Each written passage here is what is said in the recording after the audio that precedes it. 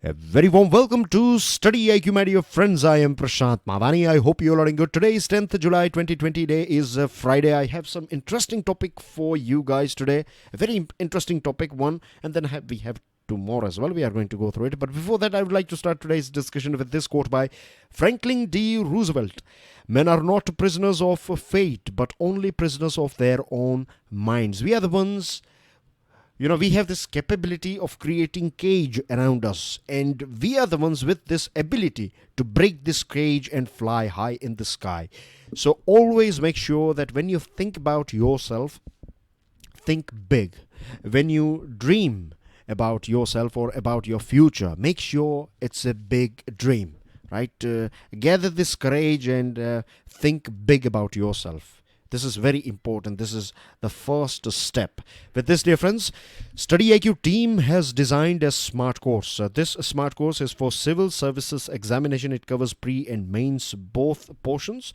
And to find out more about it, do download our mobile application. Dear friends, EMI option, EMI offer is available till today. So make the most out of it. You can download the PDF of today's lecture from my Telegram channel. You can follow me on Facebook. Please make sure that you share this lecture with other students. Hit the like button if you have learned something from today's discussion. And please don't forget to subscribe to our YouTube channel. If you have already subscribed, then how about sharing the links of our videos with other students or other people, and do encourage them to subscribe our channel, because you guys are our brand ambassadors. Now, dear friends, the first topic that I have for you guys today is coming from Times of India. It's about Chinese 5G, one of the most important topic. I was thinking to just discuss this topic, and that's it. For 30 minutes, we can discuss this topic. There are so many things that we can talk about. But then I found two other important topics. So we are not going to discuss that many topics. Normally we discuss 5, 6 topics on a regular basis. But today we are going to stick with just 3 topics. And then we are going to, if time allows, then we are going to go through some important news items. So let's crack on with the first one, Chinese 5G. Now, as we all know that India has banned how many? 59 mobile applications, plus 30 are banned by Indian Army. So altogether, you can say that there are total 89 apps, right? As far as this armed forces are concerned, Indian Army has clearly ordered our soldiers and personnel that you need to delete this 89 apps. There is a big long list, and most of the apps in this list of 89 apps, most of them are from China. So as we all know that China can misuse our data, and they can create things that they can create troubles for us. And the good thing is that like-minded nations like USA, and there are a few European countries, they are also thinking about banning Chinese apps. Now, dear friends, we have talked about 5G earlier on as well. 5G is not just about speed, it is more than that. 5G is going to run your apps, it is going to run your artificial intelligence, Internet of Things, then your various different devices connected with each other. And when I say devices, I'm not just talking about your computer and your phone. I'm talking about your car, I'm talking about your house, I'm talking about your business, and there are so many other things. Your grid. When I say grid, I'm talking about this electric grid. A few days ago, I was discussing this thing with students of Daily Financial News Analysis, that we have to be very careful with our electricity grid, because today, most of our electricity grid, there is a total digital setup that is used to control this grid, is controlled by Chinese companies. Now, let me tell you one dangerous thing, right? This is very serious and very dangerous thing, that in China, all Chinese companies, right, even if it is operating in different part of the world, Chinese companies, they have to follow Chinese orders. There is a rule that if your government, if Chinese government or if Chinese agencies, if they need anything, if they tell you something to do, then you have to do it, right? That's how it works in China. So just imagine if things are at altogether different serious level between India and China, and if China orders this Chinese company to shut down Indian electricity system, what will happen with our country? Within a second, we will lose billions of dollars, right? So many things will be destroyed. Our internet setup will come down, because without electricity, you cannot run internet and other services. What about our transportation system? So you can think about it. I'm just providing some food for thought here, for you guys, and now I want you guys to think about it. So this is just one thing. Then there are a few companies like Vodafone, Idea, and then you have Airtel, Bharti, etc. They are using hardware of China, and I don't blame them. Right? It's not about defaming them. It's about they have been using, means we have been using it. We are using Chinese phones in our country. We are using Chinese new wrist watches, and there are so many various different gadgets that are available, television and etc. So it is also said that companies like Huawei, they are infamous for adding chip in devices, and they can track your data, and they can have access to so many of your important information. So great. Then you have this apps. There are so many things. And 5G is said that 5G is like a big umbrella that China is trying to create. And this big umbrella is going to control your apps. It's going to control your investment. And eventually it will control your government as well. It can threaten you by shutting down your grids. It can threaten you by shutting down your telecommunication network. Just imagine the impact of shutting down of electricity as well as this internet connectivity on your banking sector, on your stock market. Within seconds, you will lose billions and billions of dollars, isn't it? So what China is creating now is this 4-tier cake that you can see on your screen. The bottom layer, the base, is Belt and Road Initiative. Based on this Belt and Road Initiative, it is creating this digital Silk Route. Based on this thing, it is collecting data and creating made in China products by 2025. And based on this thing, it is going to create Chinese standard for the whole world. And then the whole world will be under China's umbrella. That's a big plan. Now, yesterday I asked students of Hindi version of this analysis, I asked them this question, that do you want to know more about BRI? And I was surprised to know this thing, that there are so many students, they were not aware about Belt and Road Initiative. So I'm not sure how many of you are aware about it, but I am going to give you some basic points about this Belt and Road Initiative. So keep this date in your mind, right? In case if you want to come back to this discussion, then 10th July is the date. If someone else wants to know about BRI, then remember it is 10th July 2020's The Hindu Analysis in English as well as in Hindi that I have explained. Belt and Road Initiative. It's called BRI, Belt and Road Initiative. It is also known as One Belt, One Road, OBOR, and it's a sort of brainchild of Xi Jinping. Now, you have to be aware about this thing, that silk was invented in China, and for thousands of years, silk was the recipe, or this whole process to create silk was kept secret. Do you know this thing? No one else was aware about for thousands of years. No one was aware about this art of making skill. And silk was a very rare product. It was a very high value product, and silk was produced in China, and it was supplied to various different parts of the world, particularly in Roman Empire and different parts of Europe and India and other places. So this is a thing that has connected China with various different parts of the world or various different countries, right? Silk is a very important thing, and that's why they call this thing that digital Silk Route, and they say that this One Belt, One Road Initiative is based on this ancient relationship of China with various different countries.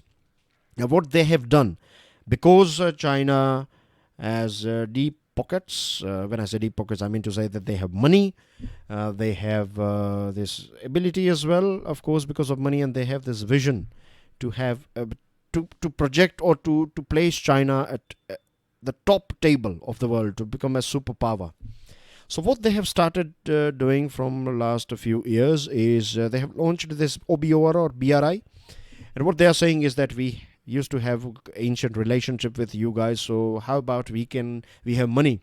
We can create this road. This is a roadway that China is creating, right? So this is a land route that we can create, and this is a sea route that we can create. We can create ports in your country. We can invest in your country. We will create jobs in your country and all these things. Now, It looks very good, isn't it? That China is investing and creating ports. But the thing is, there is a big game that is going on. For example, I'll give you one example on food production. Like China is a rice-consuming country. Now, a few days ago, I was talking about students. I think it was Daily Financial News analysis that in India, it requires to produce 1 kilo of rice. We need it's a waste of water, of course, but we are using 3,500 to 5,000 liter. Seriously, 1 kilo of rice needs 3,500 to 5,000 liter of water. Can you believe this thing? This is an average. So let's say that other countries are doing better than our country. Then this country is here. They have the few rivers here and they have fertile land. So China is saying that we are interested in buying rice from you. If you grow rice, right, then we have this road here. Via this road, we will buy rice from you. So what you are doing here is you are not just importing rice. It looks like you are creating jobs in that country. It looks like you are creating agricultural jobs in that country, and that country is making money by exporting rice and agricultural products. But the thing is, China is not using its water. It wants to use your water to feed itself, and it wants to keep control over the water of Tibetan river. If you can use someone else's water and if you can buy rice for throwaway price, then why don't do it? So this is just one example. Then you have this countries like Hambantota. We were talking about Hambantota a few days ago, isn't it? This Sri Lanka and Hambantota port, how for 99 years China has leased it, or it is under China's control. And then China is building military base here. There's a tiny country called Djibouti. Gwadar, a big promise for Pakistan, China-Pakistan economic corridor, that you can produce things and we will buy it, and we will produce things and you will buy it. What do you think that Pakistan is capable to sell? Will ever Pakistan have trade surplus with China? Impossible. What they are doing, China, is using Pakistan, and it will secure this oil pipes rather than going through all these places and taking so many risks, right? You can easily buy oil from this region, take it to Gwadar port, and via roadways, you can take it to this region here. Simple as that. So this is big plan of China. Military base. It is creating military base in various different parts of Indian Ocean. So in future, if there is any sort of conflict with India, then it can directly use this Gwadar port and this Djibouti port, and they can send their naval and aircraft carriers, etc. here, and they can control this whole region here, isn't it? So these are the things. This hidden agenda is all these things. Main aim is to control the world. They have started this polar Silk Road as well. You know, this polar region on the northern part of Russia. You find this Arctic Circle, Arctic Sea. So they are creating a sort of a polar Silk Road as well. Then they have this digital Silk Road, right? Digital Silk Road is very simple to understand, very easy to understand. It is about software plus hardware. So providing your equipments, mobile phones and other ICT products, and software and services. This is your softer side. So software and hardware together, you provide everything. Huawei and ZTE. Indirectly, they are under control of Chinese army or Chinese government. So in future, if something goes wrong, then you can use these companies as well to control various different parts of the world. Now, based on this applications, they are going to use, China is using artificial intelligence, and it is going to use more artificial intelligence and more techniques to collect data. This data will be used to understand the nature of your country, the people, things that they like, they don't like, and based on that thing, they will create those products. So it's about, if I know what you guys need, right? If I know what you need on your birthday, if I know what you need on your weekend party, if I know that thing in advance, then I can create those products, and I can create marketing in such a way. I can arrange things in such a way that you have to buy my product, or you will buy my product, and I will provide you, my country will provide you, we'll have 5 companies from China, right? And they will provide competitive products. So eventually you are going to buy a product, but that is eventually it is going to be a Chinese product or service. You see? So they are going to make more money from your data. And once they will have this excellence, means of course they have been famous for being a factory of the world, but this thing is fading away. So they want to use this artificial intelligence and data and other things to take it to next level. And they will create most of the items of the world. And not just that, they have also created this target of creating a Chinese standard, Chinese standards 2035. So by 2035, China will have a sort of a dominance over this standards. Standards basically means, like, if you are buying, let's say, a watch, or if you are buying a computer, or if you are buying anything else, right, then standards will be set by China. It may look at present that Chinese standards are for China, but eventually we'll never know when China will take over the whole world when it comes to Chinese standards. So it will set its own standards. So when you set your own standards, and if your standards are are accepted by various different parts in let's say majority of the world, then you can easily reject American products or their standards. You can easily reject European or democratic standards. We are talking about products and services, but then they will say that, okay, your products are not this and that, and then they will reject it and create issues for you. So it's like creating a big umbrella that will have most of the things underneath it. I hope things are clear to you. Now, the reason why China wants to do it is because this deglobalization, when Mr. Trump came in, he came with this whole wave of USA or America first. And this wave started spreading in various different parts of Europe as well, this nationalistic wave. And then we got this COVID-19. And I would like to give you one example about this China making masks for USA. So far, China used to make masks for USA. So when this COVID-19 started, coronavirus started spreading in various different parts of the world and USA, so USA said that we need this many lakh masks and PPE kits. China said that we cannot supply it right now to you. You have to wait for it. First, we have to fulfill our stock, and after that we can supply this, or we can make masks and PPE kits for you. So this was a big wake-up call for USA, that when you're too much dependent on other country, right, and if something goes wrong, then you will be in a very catch-22 situation. You don't know what to do about it. So COVID-19 is going to, I'm not saying that globalization will die, but we will definitely see a bit of deglobalization. Many companies, many sectors will prefer to have their whole supply chain within their national boundaries. So China knows this thing very well. So China is trying to spread this whole thing via digital platform. And China was known as factory of the world, but wages have gone up in China. It's somewhere around $3 per hour over there. And in our country, $3 is for the whole day work, isn't it? So over there, it's just 1 hour work, and you get, on an average in city area, you get $3 per hour, which is quite high at present. As far as means, early on it was very cheap, but now it is getting expensive. And in China, they have 600 million impoverished Chinese people. And Chinese government wants to bring them out of poverty, because if what they have done, their social contract in China is that we accept your authoritarian rule. We don't want democracy, but we need good standards of living. You provide us good standards of living, we will stick with you. If you don't provide us good standards of living, then we are going to go against you. This is a sort of social contract. This is a delicate balance on which you find. Many times we think that people in our country think that why Chinese government, means why people in this age, they are ready to live under authoritarian regime.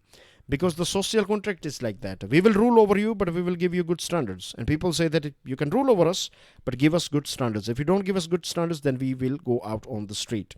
So China means they don't have any other option as well. They have to make money, and they have to do things through which they can change the life of this 600 million impoverished people. The ball is in motion now, right? The wheel is in motion now. USA and Japan, they are looking for non-Chinese 5G network. European countries like Britain, they were up for this 5G network from Huawei, but now they are also re-looking it. And in this scenario, if big names are going away, then China will do everything in its capacity to bring India on board. It will do, it will use this arm twisting methods. It will try to win our hearts and minds and things like. It will try to bribe and lobbying us. Right, it will try to create such a scenario, like it will create a cyber network or cyber attacks on us, and then they will provide solutions for it. So this could be also their game. Direct and indirect border skirmishes, drone attacks on oil installation on West Asian coast, or West coast of India. Non-tariff barriers, misuse of Chinese social media, cutting off supplies of API. They can do all these things, and when let's say cyber attack, when they will create troubles for our telecom sector, then eventually government of India will have to bail out this telecom companies. At present, they are already going through financial crisis, and then government will have to inject more money in these telecom companies. And so these are the tactics that China can deploy. It will try its level best to bring India on board. So what we can do is there are things that we can do, right? We can shake hands with European Union 5G equipment manufacturers like Ericsson, you have Nokia, etc. They are more safe and they are more reliable. They are not engaged in dirty games. We have this long pending European Union and India free trade agreement. Negotiations are going on. A few days ago, we were talking about this thing that we are negotiating for a very long period of time. And on the other side, we see that Vietnam and European Union, they have signed their free trade agreement. So we need to fasten this process. Then UK has proposed about this club called D10. D10 is democracies, 10 democracies of the world. So you have G7 nations, then you have India, South Korea, and Australia. So we need to create this sort of, this sort of groups as well, this sort of clubs. Like we can create our own 5G network, and all these 10 countries can use it, and then we can sell it to other countries. So we can do this thing, a big giant collaboration, because to control this dragon, the more countries will come under Chinese 5G, the more difficult it is going to be for the world to counter it.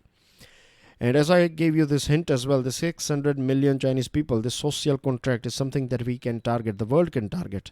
If we can create trouble for the 600 million people, I'm not saying, when I say trouble, I'm not talking about dirty games. I'm not saying that we need to, do attack or something. No, it's not like that. It's about using them. This is a weakness of China, that even today, if 600 million people are under poverty, then you can imagine that China is still, the base is not that strong.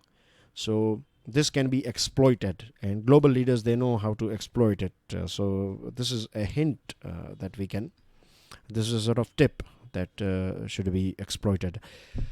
Moving on to next item, none gains. This one is about United States of America, USA's decision to step out from WHO. 6th July 2020, USA has notified the United Nations that it is going to withdraw its membership from World Health Organization. Earlier on as well, Mr. Trump has clearly stated that he's going to step out. He's going to take USA out of this WHO because WHO is China-centric, and it is supporting, it is saying good things about China and not helping other nations. That's what Mr. Trump has said, and to an extent, it is right as well. Yesterday, we were talking about this fact that today we have some 15 United Nations agencies where Chinese diplomats are head of those agencies. So keep this fact in your mind. And the thing is, in future, maybe Congress, that is the Parliament of USA, or maybe the court can take a stand, and court or Congress might reserve this withdrawal. They may reject this withdrawal.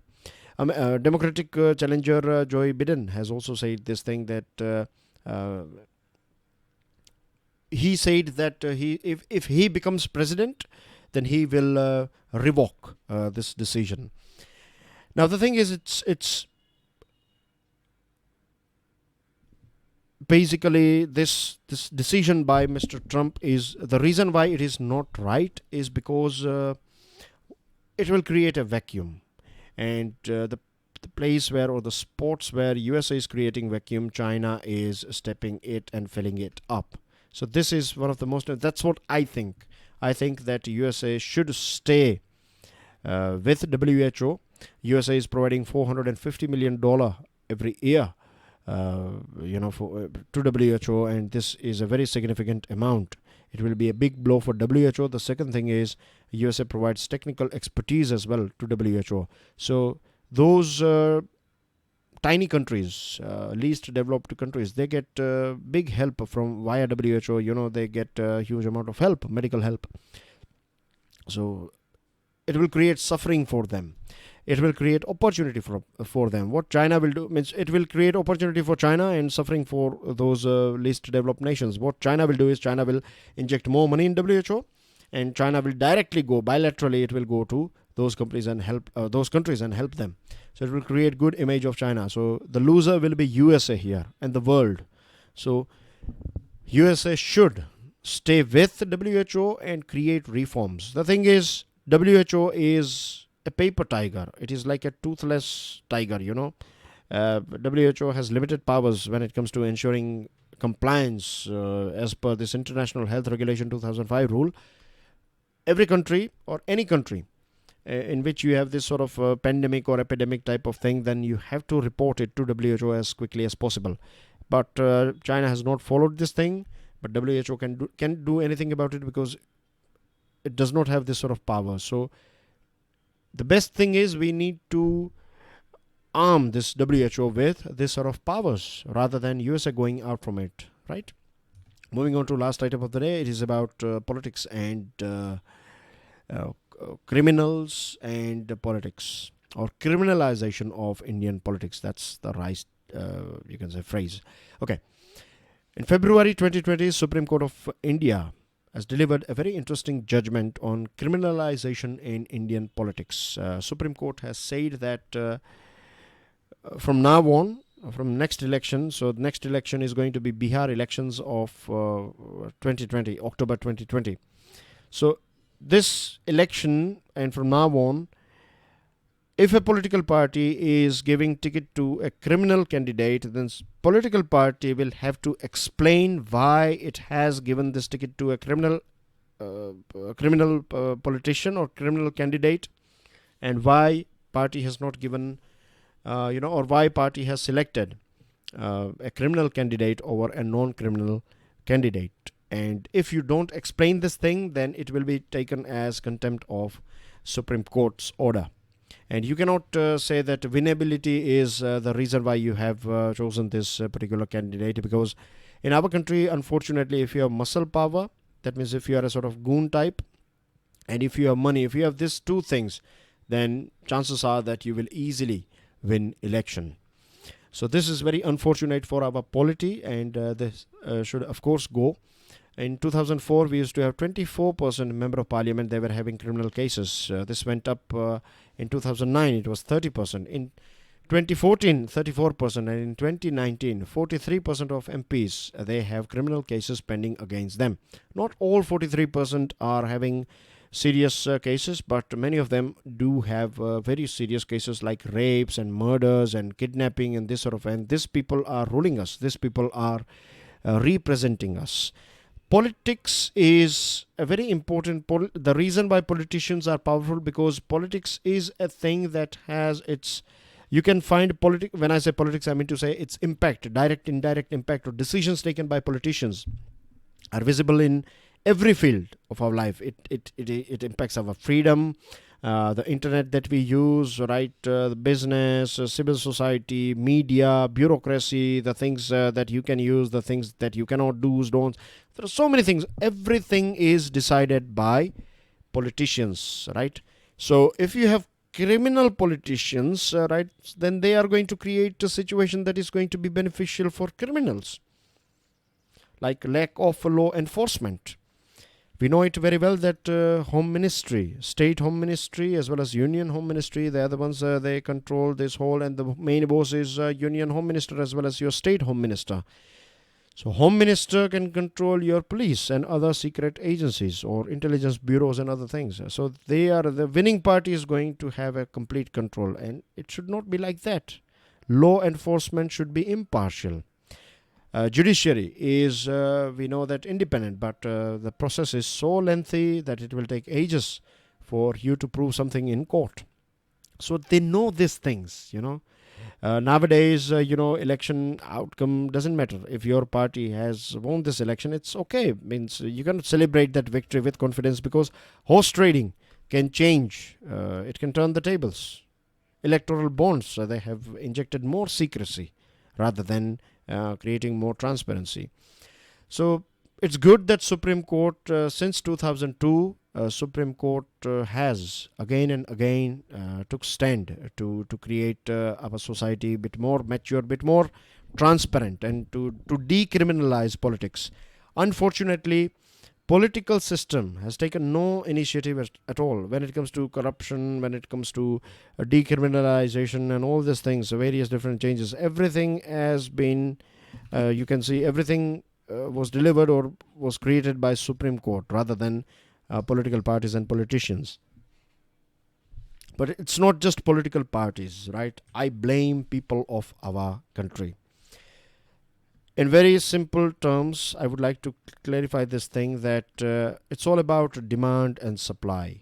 If we demand hooligan MLAs and MPs or political leaders, political parties will supply hooligan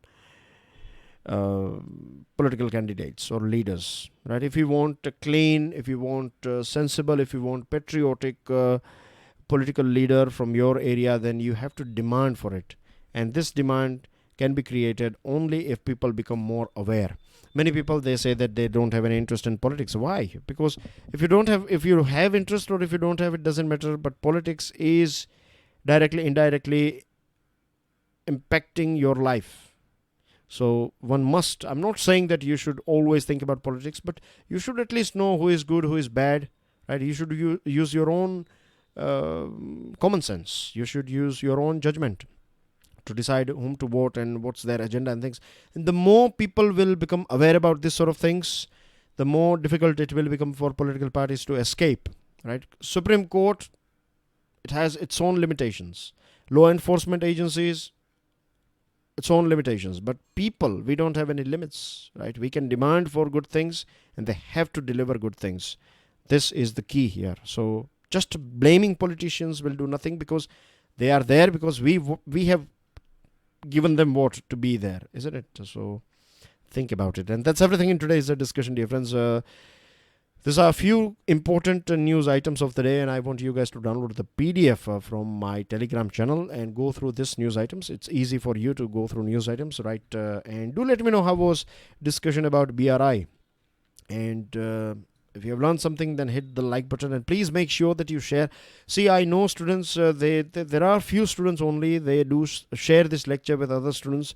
I want every one of you to share this lecture on regular basis. Just 2,000 students or 3,000 students watching this video is not enough, right? We are doing our level best to deliver as good lecture as possible. Now it's your responsibility to make this series bigger and more famous. I want to see 10,000, 15,000 students watching it on regular basis, and this is very easily achievable.